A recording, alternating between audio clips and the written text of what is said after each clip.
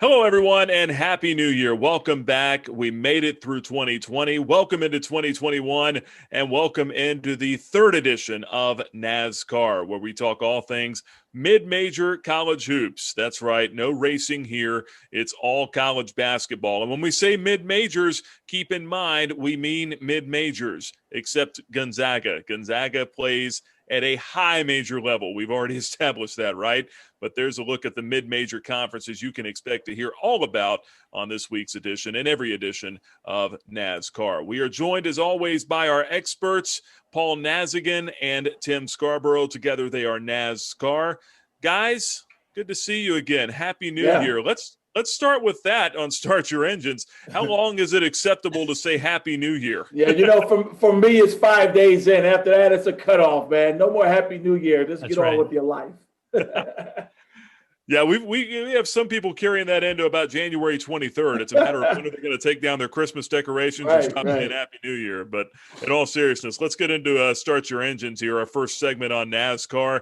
And big news this week, fellas, the NCAA announcing that the entire men's basketball tournament will be held in the state of Indiana.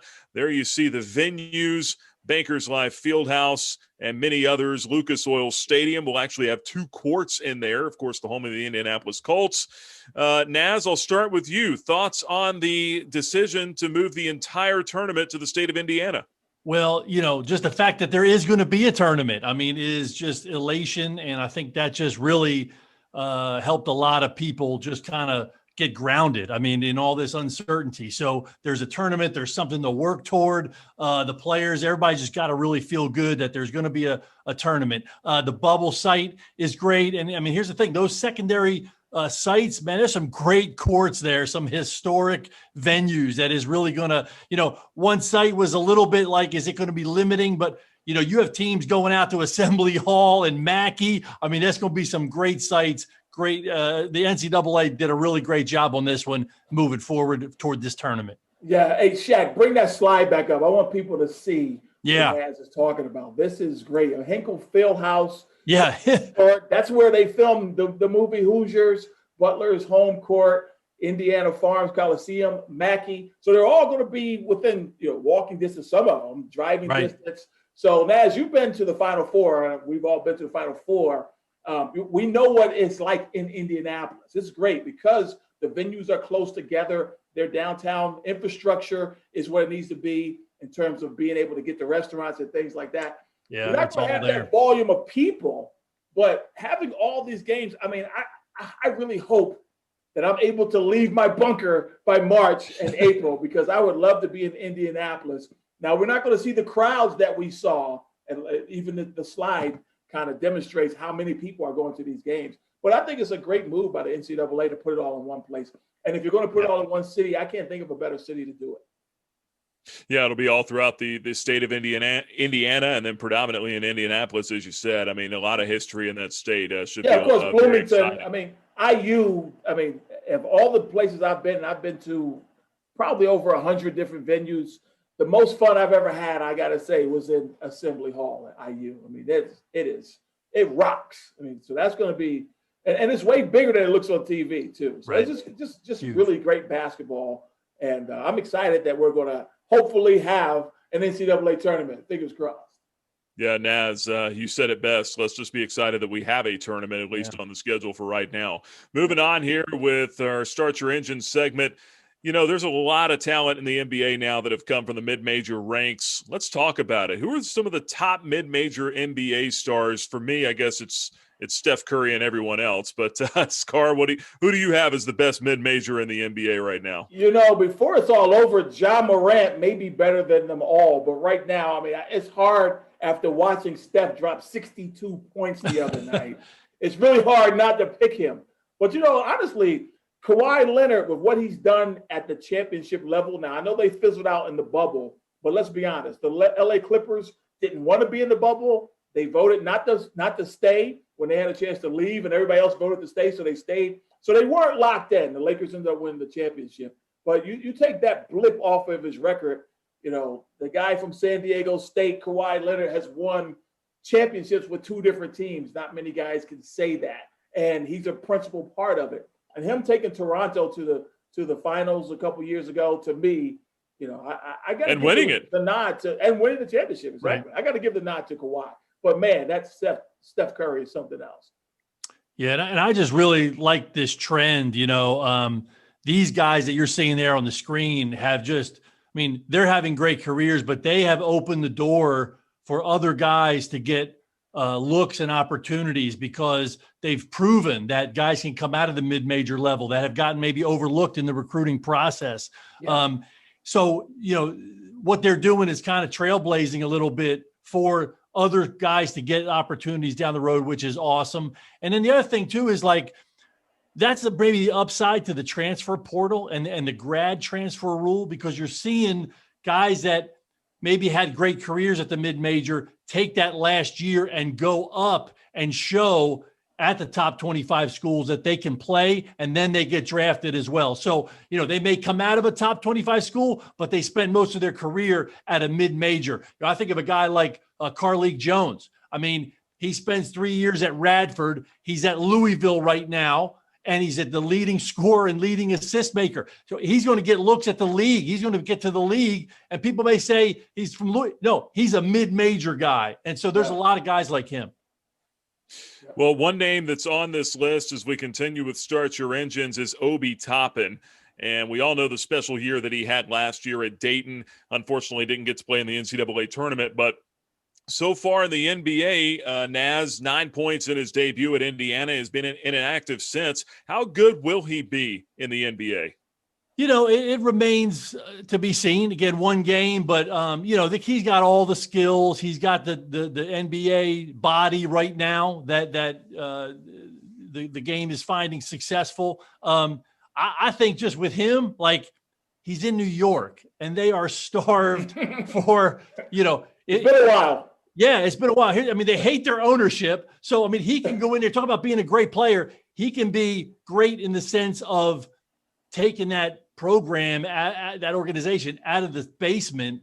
And so it may not be so much what he does on the court, but if he can be reliable, he doesn't have to be a superstar, but if he'll be a very good player and a guy that the city will just fall in love with, that can cement his status in the league. Well, Naz, I have to disagree a little bit because he was picked 8th overall and he was picked by the Knicks. And you said it, that city is starving for someone to rescue them. So they're looking at him as a savior. I'm not going to say he's a savior, but he's going to be a really good player. He's got all the tools. He's not just an athlete. You look at that one thing on that graphic, 92 dunks in one season. That is a dominant athletic player right there. But at the next level, there's going to be a lot of guys who had 90 dunks, 80 dunks when they were in college and they were playing, in the Atlantic 10 or the Mountain West or wherever team those guys played. But having said that, his athletic quotient is still higher than most guys, and so is his energy level. And I think his commitment to excellence as well. But he's in a tough situation, let's be honest. The success criteria in New York is as high as it gets. Yeah, a lot of pressure. It's championship or bust. So I'm going to say he's going to be a solid player, perhaps maybe an all-star someday, but he's not going to be a savior. But and he's one of my favorite players I've ever watched. Yeah, he'll need help. Scar, you talk about that energy level. Let's see his energy level after game 58 with the Knicks. Yeah, that could be depressing, right? Lastly, on Start Your Engines, who will win? This is going to be a weekly occurrence now, I think. This week, it's the Mountain West Conference, and boy, it looks tough this year, fellas. Well, to me, you look at Boise State and Utah State and what they have jumped out to. Both teams with NBA caliber talent. Derek Alston Jr. for Boise State is one of the best players in the country. I'm not going to say he's Kevin Durant. Don't get me wrong, but he reminds you of Kevin Durant. He's 6'9", 6'10", very good, long, lanky, gets to the rim, dunks, can shoot the three from downtown very well, good ball handler. You look at Utah State, Keita, Demas Keita, 7-footer, and he is going to keep them in a lot of games. But Nevada is right there too. And you think about what Wyoming with the new coach, Coach Linder, is coming in. He's got Maldonado, a guy I remember doing games as a freshman a couple years ago. They took the red shirt off of him because he was practicing so well. Now he's averaging 16 points a game, one of the best players in the Mountain West. And Wyoming is off to a pretty good start with their new coach. New Mexico is going to be tough. But if I'm picking a team, I'm going to say, man, it's hard to not pick Boise State for me. I'm a biased guy. I love what Leon Rice does, Gonzaga, Mark Few, former assistant. I'm going to say Boise State is going to win Mountain West. Yeah, and that's a great overview of the conference there, Scar, and I'm gonna agree with you. I just think again we've talked before about San Diego State, and they are going to have a great year. Boise State, I had them a couple of weeks ago on Stock Up, and they're just continuing to rise. They're really tough. I got them too. I really want to see them match up with San Diego State, and they're going to make us wait till the end of February till those teams match up, which will be a couple wars on February 25 and 27. But it's going to be a great run in the whole Mountain West this season. Well, Malachi Flynn graduated from San Diego State, and people thought they were going to take a step back. But Coach Dutcher has them playing almost as well as they played last year. But to me, I think Boise State has a better nucleus. Ray J. Dennis, a really good scorer. Leon Rice's son, Max, is on the team, knocking down threes. So they have all the pieces, and the more important, the chemistry. I think Boise State is going to hold off. But you're right, San Diego State is right there, and so is Utah State. And don't count out Nevada. Nevada's still a very good team as well. Very good. I think it's going to be an exciting conference. It always is to watch, and we'll see how it shakes out this year. Let's move on now into the top 25 for this week for NASCAR, and we had a lot of shakeup here this week, fellas. Looking at the top five lost last week. Just everyone in the top five did. So you look at it this week, all of a sudden you talk about that Boise State team. They're up there at 8-1. BYU follows, then St. Louis and San Diego State still in there at number 4. Guys, let's talk about the top 25 here. Who took the biggest jump here this week? Well, for me, Western Kentucky splitting. I thought Western Kentucky was one of the top 3 mid-majors in the country. They had to start off on the road against a much improved Charlotte team. Coach Sanchez has really got it going on, a former UVA assistant. But Western is still going to be there. They're going to string together some games. But people don't realize how tough it is to win on the road in conference. And Conference USA is one of the tougher places to win on the road. So I think Western can move back up. But I like that team. Dayton hasn't really played in a while. Still like them, even though they took a tough loss to LaSalle, another Atlantic 10 team. Again, Atlantic 10, there's no easy nights. LaSalle beat them in Dayton. They hadn't lost a game in Dayton in a couple of years.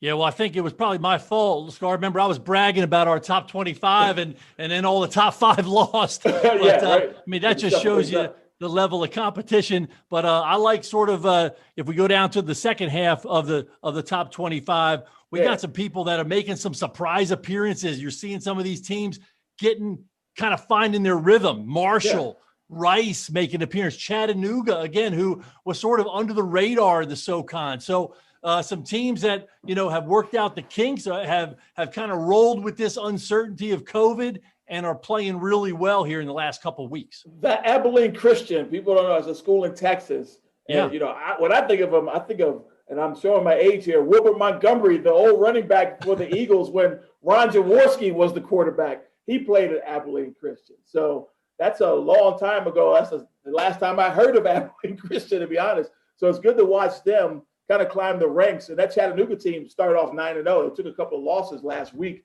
So they're going to have to really struggle to stay in the top 25 because, as you see, there's some teams on the outside looking in that are ready to take those spots. But a lot of starts here in the opening part of the season. It's interesting to see how some of this will play out once conference season really gets underway. Yeah, absolutely. And of course, you can always check out our NASCAR podcast, Top 25, going on Twitter at NASCAR Podcast. All right, let's move along here in the show, and it's time now for this week's Coach Conversation. Our guest this week was the 13th overall pick in the 1992 NBA Draft. He spent 10 seasons in the league. He was also the 1989 ACC Rookie of the Year at the University of Virginia under head coach Jeff Jones. Now he's in his 8th season as an assistant coach at Old Dominion University under head coach Jeff Jones. Bryant Stith joins NASCAR this week to talk Monarchs hoops and a whole lot more. All right, folks, it's your boy Scar here, and today I'm joined by a good friend of mine, Bryant Stith, former NBA great, the all-time leading scorer at UVA, played with some really great players, Richard Morgan, John Crotty, played for Jeff Jones during that time, and now he works at Old Dominion as the associate head coach with Jeff Jones, his coach. He got to coach his kids. We'll talk a little bit about his background as a coach and as a player in the NBA and as well as college. Bryant, thanks for joining us today. Absolutely, Tim. I appreciate you having me on.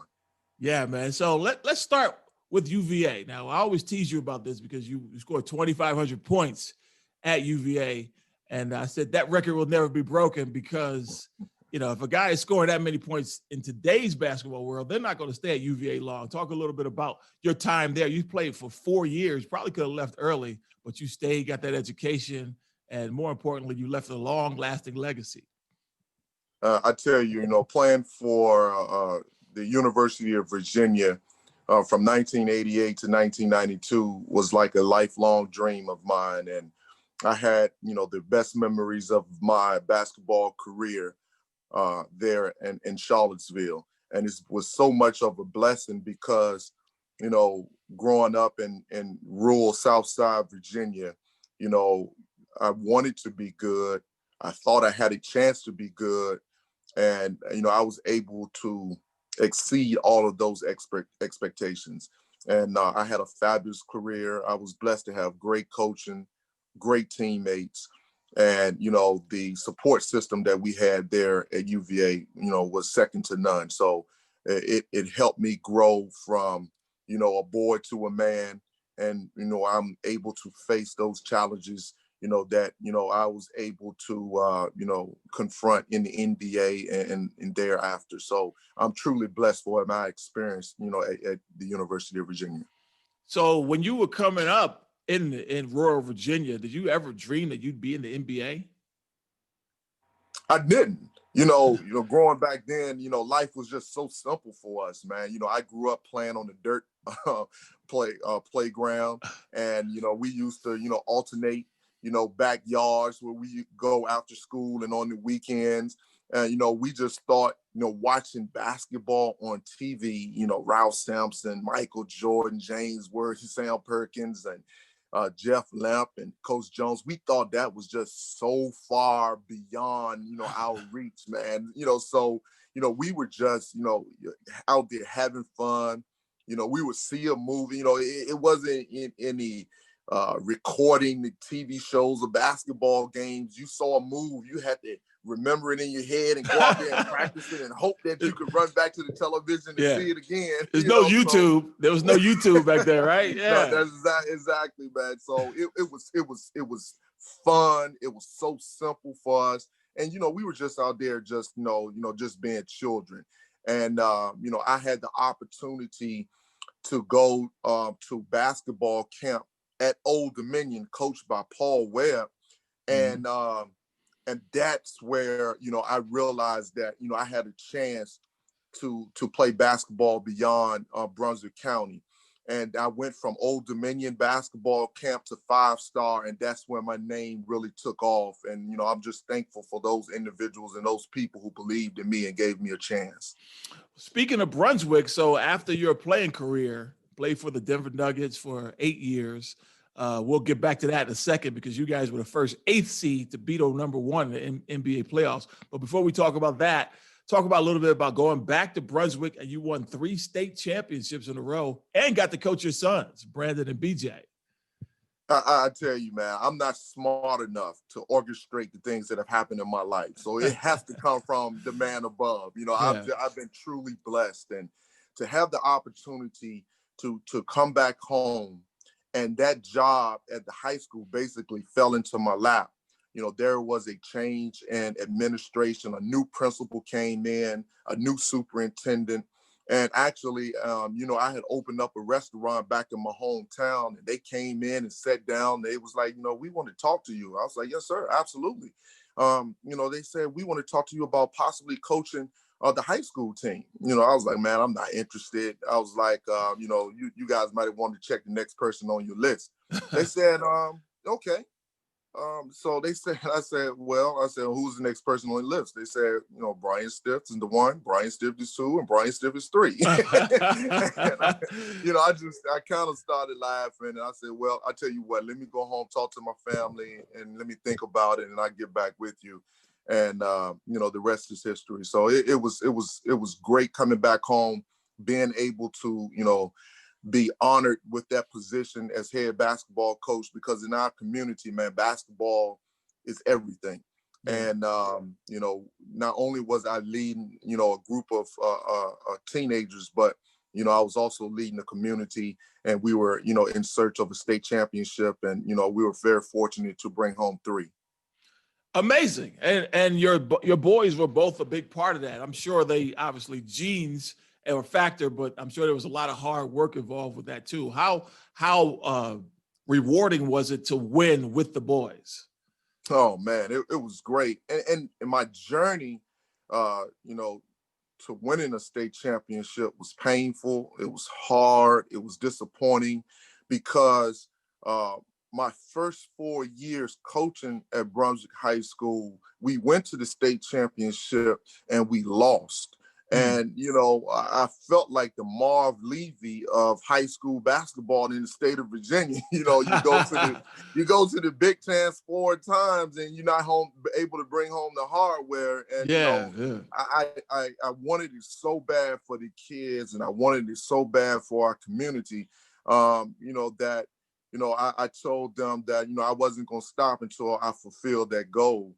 But like I said, man, the Lord always have, greater plans. And, I think that, what he was in the process, he was teaching me how to become a better coach. But at the same time, he was just waiting for my boys to be a part of that great experience, because the first state championship that I won in year 5, Brandon was a sophomore, BJ was a freshman, and we had a player now that's playing with the Boston Celtics named Javonte Green.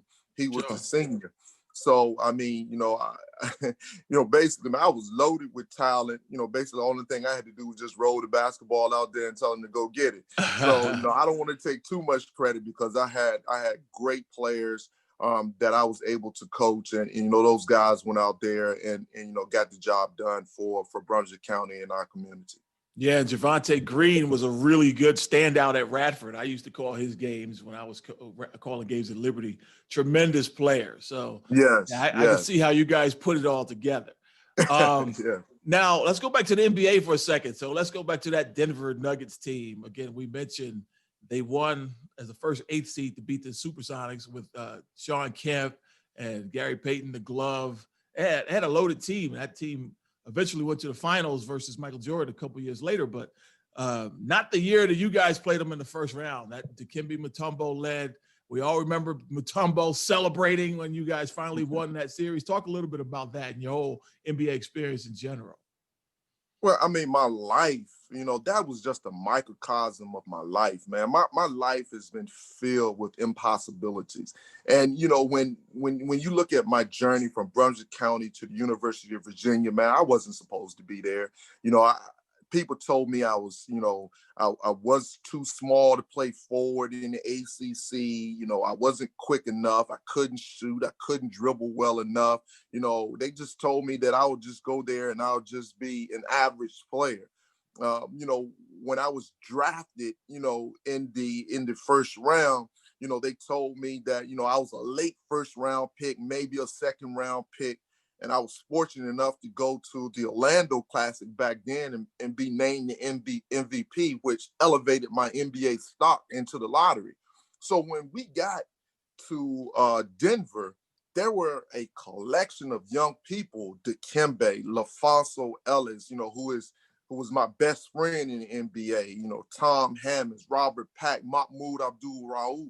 We all had this same DNA. And, it was like, the worst thing that can happen is for us to go out there and play our hearts out and lose. Because we weren't supposed to win that series. Right. We got blown out in game 1 and we proved everybody right. We were disappointed with ourselves because we didn't put up much of a fight in game 2. The game was a lot closer. We thought we had a chance. We should have won it down the stretch, but we gave it away with our inexperience. So back then it was only 5 games in the first round. So Seattle had to come to us. And man, that crowd was amazing. John Elway got everybody pumped up, and we won the next 2 games, and we had all the momentum. We didn't have any pressure. We were going back to Seattle, and we would say, we're going to roll the dice and we're going to shock the world. Dikembe had dreams that everybody, the media was talking about. So, we were game, and we went up there.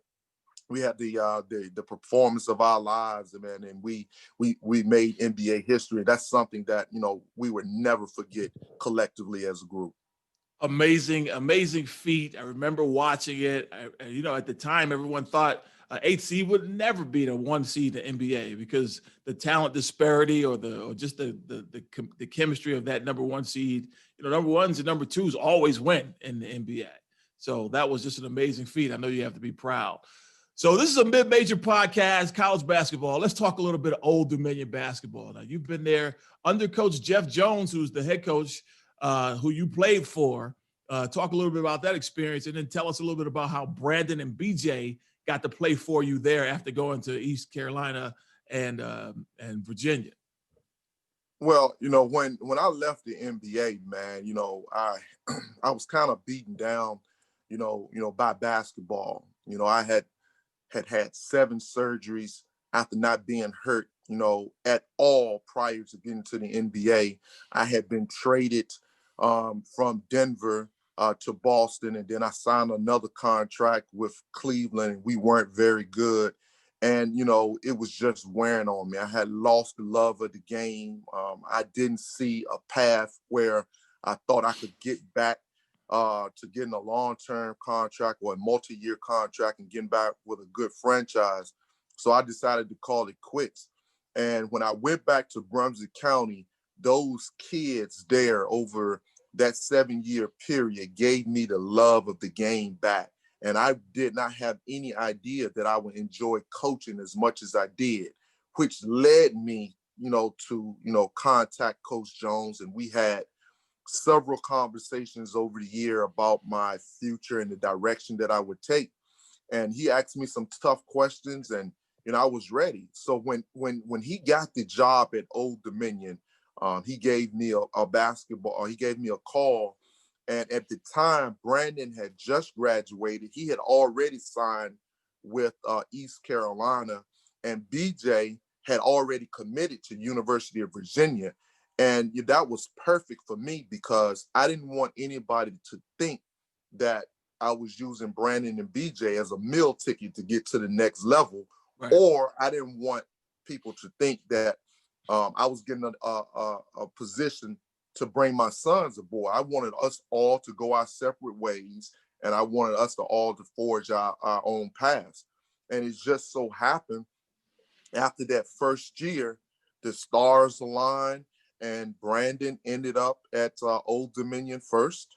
BJ came next, and I told them that, I trusted Coach Jones with my future. And I think that if you guys come to Old Dominion, I think that he can help you with yours.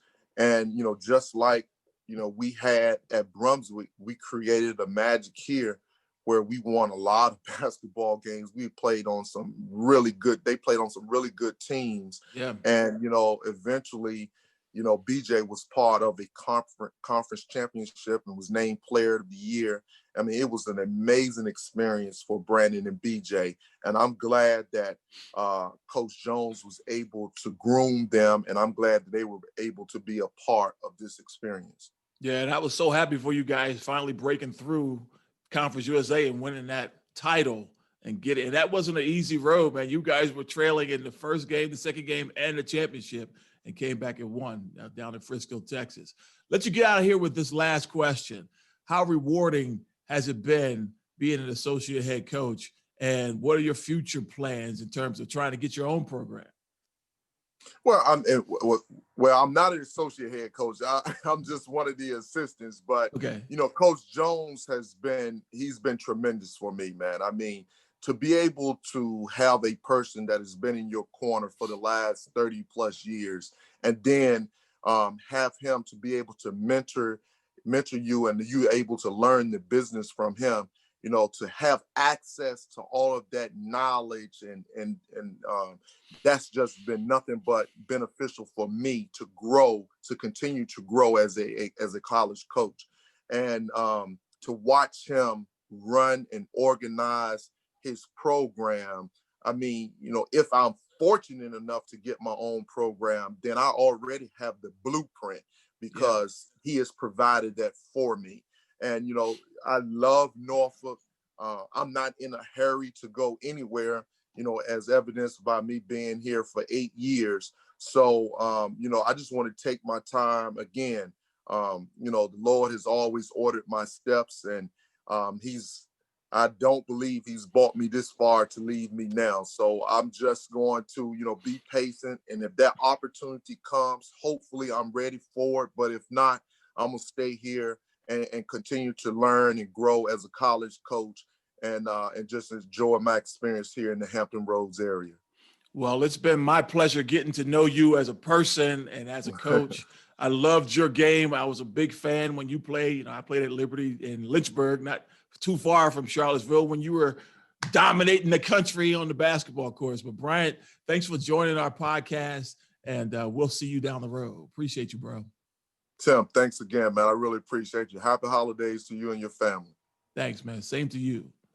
Our thanks once again to Old Dominion assistant coach Bryant Stith joining us here this week on NASCAR. All right, it's time for one of my favorite segments in the whole show, NASDAQ. Again, do not base your stock portfolio information on this, but if you want to be a little smarter about college basketball, Paul Nazigan has you covered. All right, NASDAQ this week. Stock up, stock down. Drake. No, not that Drake. Drake, the Bulldogs. It's not that Drake, but the Bulldogs, they're still like a sprained ankle. They ain't nothing to play with, Naz, right? Yeah, man, stock up. How about that? Drake, even Drake's surprised that Drake is on there. I mean, what again, you just never know any given season. And so, stock up, and a tip of the cap to Drake, man, because they just quietly going about their business at 13-0, and they started conference play already. So they're doing a great job. We got to give a shout out to Coach Darian DeVries. I mean, he has just assembled. I mean, and not just this year. They had a great year last year as well, just kind of quietly taking over a program that was, kind of floundering a little bit. And he's really got them going. So we'll have to keep an eye on them in the Missouri Valley. Kind of picked to just sort of be in the middle of the pack. So we'll see, because they kids certainly have a lot of confidence right now. So they started from the middle. Now they're here. That's right. We could go all day with this, guys. Yeah. That's right. We better keep moving on. So, stock watch. Who to watch this week? Keep an eye on Citadel. Scar will give a shout out to our buddy Duger Balkum down there at Citadel. He's got them 7-0. Now, listen, they haven't played the most demanding schedule, but he's building some confidence in those kids, and they've responded. They go into SoCon play 7-0. We'll see. Again, maybe they're picked towards the bottom, but you never know. They love to play that up and down style and score a lot of points. So keep an eye on them. They're my stock watch for this week. And now, stock down is Boston University and making their teams wear masks. I mean, this is terrible. This is ridiculous. So it's ironic. It's kind of ironic too. You guys have seen the Sam Adams Boston Lager commercials with your cousin from Boston, and then the guy proceeds to kind of embarrass himself and make a fool out of the situation. Yeah, that's what Boston University's done. Your university from Boston. From Boston. You guys, it's embarrassing. I mean, the sad part is, like, you didn't make your kids any safer. All you did is it's really kind of sad. And listen, I'll tell you this. This is not stock down to the Boston University players. This is not stock down to Coach Joe Jones. Those guys, they play hard. They got to do what the university says. So I'm all about the team. But the university, this policy is terrible. Here's the other thing. From a person who's in school administration and athletic administration, here's the number one rule. You don't make rules that you can't enforce or that you're not prepared to enforce. And so, listen, they made guys wear masks, but we saw the game. They're not wearing them. Guys are wearing them like a beard and a chin strap. They're down here at their nose. They did not wear them properly, and they didn't. And it became really kind of a laughing stuff. I mean, hey, I would have worn it on my arm like an Iverson shooting cleat. That's about the same amount of protection that those kids were getting. I mean, listen, you got to fix this, Boston University. Make the right call now. Change this. Listen, here's what you can do. If you really are that serious about it, and I'm not taking the virus lightly, but you have testing before the game. You want to test them at halftime. Take them in there and do a temp, and then test them after the game. I mean, more testing, that's fine. But kids playing with masks on, that's not the answer. Stop. Yeah, I don't know how they breathe, honestly. Yeah. Well, that's the thing. You're right, Scar. Guys were pulling it out so they could breathe after some up and down. And it's like you're defeating the purpose. So yeah, and to be clear, we are talking about wearing the mask during the game, not at other points. Yeah. Yes, players on the court wearing masks. That's right. We're all for the other procedures, the crowd, the guys on the bench, and other people like that. Yes, be safe, but on the court, let the guys play. No doubt. Appreciate that, Naz. That is this week's NASDAQ report. Now we're on to my second favorite segment of the show. I don't know, maybe my favorite. It just depends week to week. Scarborough fair or unfair? All right, let's do this. Let's do it. All right, Tim, here we go. So, first of all, Scarborough fair, unfair. Kentucky at 2-6 will make the NCAA tournament in 2021. I'm going to say that Scarborough unfair because we know Kentucky, if they have a 500 record or above, they're going to find a way to put them into the tournament. Now, having said that, I really do think they have some talent left in that program. You know, Olivier Sarr is starting to play a little bit better, the 7-foot transfer from Wake Forest. They had the kid Dante went off the other day with 23 points off the bench. They had to come back from a big deficit to win. Coach Calipari is going to try to figure this thing out. And I think once they get into SEC play, they'll start winning some games. But yeah, I think it's unfair that we're going to find a way to get them into the tournament if they have any kind of a record above 500. Well, they've been to 6 straight tournaments, 9 out of the last 10. We'll see if they can keep it going here this year. Scarborough fair or unfair? No home court advantages this year, or with really reduced or in some cases no crowds at ball games. Yeah, I'm going to say that's Scarborough unfair, man. I mean, you think about what happened to Kansas the other day. There's no way they get boat raced in Kansas. I mean, Lawrence is a place where they support that team. You know, and Kentucky losing by double digits to Richmond at home. That doesn't happen if they have a full Rupp Arena. It just doesn't. And think about Duke and some of these places that are really hard to play. You know, this is a great time to catch some of those teams on the road because that home court advantage is actually a disadvantage because the guys, when they were on their recruiting trip, they went and saw a full place, and now they're playing in front of an empty gym. That has to be a real downer for some of these home teams. So I'm going to say it's a Scarborough unfair that they have to play without a big crowd. Would agree with that for sure. Lastly here, Scarborough fair or unfair? Northern Illinois fires Mark Montgomery after a 1-7 start to the season. Yeah, and I'm going to say that's Scarborough unfair. Now, listen, the guy had 10 years there, so I understand, you know, he was 124 and 170. I get that. They started off 1-7. I get that too. But what is going to change having that guy finish the season? You know, I've seen teams come back and rally the troops after starting off ruggedly. We just talked about Kentucky. I believe they're going to bounce back, give it a chance. And then you're firing a guy in the middle of a pandemic. How wrong is that? So I'm going to say that's Scarborough unfair that Mike Montgomery got fired in January of 2021. I feel like it's that movie. What was the line? I got fired on my day off. Yeah, on Friday, yeah. Yeah. How in the world you get fired on your day off? All right. Well, we've started our engines. We've revved them up. We've fared or unfared and NASDAQ'd our way all the way to the final lap here on this week's edition of NASCAR. All right, and let's start with Texas over Kansas by double figures in Lawrence. Guys, Scar, you mentioned this just a minute ago. Will Kansas make it 16 out of the last 17 Big 12 regular season titles? Yeah, they had won 15 in a row, and then Texas Tech and Baylor kind of has usurped their authority. But Kansas, remember, they bounced back last year. They were 28-3, but they ain't going 28-3 this year, baby. I don't think they're going to win the Big 12. Don't write the epitaph on Coach Bill Self just yet, though. He's going to find a way to get them going. But, man, that double-figure loss, the worst loss in Bill Self's tenure at Kansas. Shaka Smart, shout out to him. Texas has got it going on. I'm going to say, it's got to. I don't think they're going to win it. Houston Cougars 7-0 now in the top 5 in the country. Guys, how good is Kelvin Sampson as a head coach? I know he's got a past. We all do, right? But how good is Kelvin Sampson and the job he's doing at Houston? Yeah, he's doing a great job. And in reality, he's done a great job wherever he's gone. Yeah, he's had little bumps like many of those guys at that level. But here's the thing, like, he's got NBA experience. I mean, he's been successful everywhere he goes.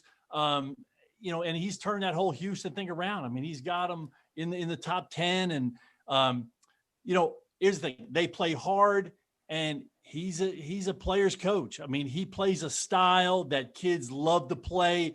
They'll get up and down, but they get after her on D. That's an easy recruit. And he just sort of connects with kids, and he has all his career, and he's doing a fantastic job down there. Kind of reminds me of Jerry Tarkanian, at UNLV. I think that's the only difference. Tark eventually won a national championship with UNLV in '90. Yeah, and you're right, sir. That's another great point. He'll take chances on kids that some guys won't. And you know what? And that pays off. And some guys that scares away, but he'll take them on, and he's doing a real good job. Yep. Well, number one, Gonzaga, they've beaten 4 top 20 teams this year, fellas. Now, I know we don't talk about Gonzaga a lot, but we will get to them here. Scar, is this the year that the Zags finally win it all? They look unbeatable to me. And I know that's an announcer's curse when you start talking about guys are going to run the table. But I'm telling you, man, Corey Kispert is playing as a National Player of the Year candidate. And he's not alone on that team. Drew Timme is one of the best post players. If it wasn't for Luka Garza, we might be saying Drew Timme is the best post player in the country, right? And then you think about Jalen Suggs, the best 5-star recruit that in a series of really good players that Gonzaga has ever had. He may end up being their best guy. Just a great freshman, double-figure scores. They got 5 guys in double figures. I mean, they defend. They annihilated Virginia, and Virginia couldn't stop them. One of the best teams in the country. They hung 98 points on them with 4 minutes left in the game, and then they finally called off the dogs. But, yeah, I think this is their year. I don't see anybody beating them. Yeah, I agree. It's like they got the NBA model. I mean, you got 3 superstars on a team. Yeah. That's what it's going to take. And I think they can run all the way with it. The only thing is, I look down that whole thing. The only thing that you could maybe call a weakness is they're really young. I mean, they got 12 guys on a roster that are freshmen or sophomore. But here's the thing: when you get to March, youth, there's no more youth. Everybody grows up by then. So I think about the minutes those guys are logging right now, though. There's that inexperience will be overcome by very good coaching as well. Yeah, that's long gone. Yeah, you talk about scoring 98 on Virginia. Sometimes that takes 3 games to do for somebody to get 98 on the Cavaliers. They scored every possession. It was crazy. All right, lastly here, Eastern Illinois guard Max Smith sets the NCAA record with 89 consecutive games with a made 3-pointer. Scar, just a few more than you, right? Just a few more. I only played 87 games because, we covered this on the NASCAR podcast. Jeff Meyer, my former coach, played me in 6 games in my freshman year, and I lost the whole year. But I'm going to say I could never score 89 straight games. That is really, really hard to do, to knock down at least 1 3-pointer. So congratulations to him on that feat. That's just phenomenal.